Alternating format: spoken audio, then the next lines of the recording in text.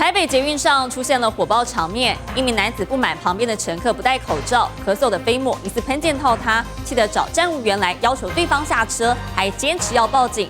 其他乘客看不下去，上前劝导，反而让男子更加生气，一路争执到淡水站才离开。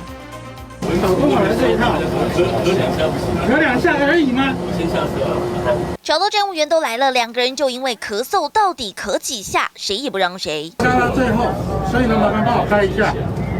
对，反正调监视器什么都有嘛，帮我开下来。抱怨乘客咳嗽，口水都喷到他了。戴口罩男子气到频频喊要报警，保全赶紧来调解。闹声音我不知道吗？找到其他乘客实在看不下去，上前劝说，没有想到出现咳嗽这个关键字，又惹怒了他。他现在也没咳嗽了，没有咳嗽，事情已经结束了啦，我已经到了啦，你不用跟我讲这些了。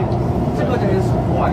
台北捷运红线石牌往淡水方向，15号晚间6点多下班尖峰时段，车厢里发生纠纷。戴口罩男子疑似不满被其他乘客咳嗽飞沫喷溅到，气得大骂，还叫来站务员以及保全，要求对方立刻下车。是恶意的，所以难免会不方便嘛，就提醒一下这样子。我好看，因为大家都会有时候会遇到嘛，自己可能有时候不小心也会遇到。车厢内闹哄哄，2人一路吵到终点站淡水下车。大众空间咳嗽意外引爆冲突，或许口罩戴好就能避免争执。记者王向冯浩宇台北采访报道。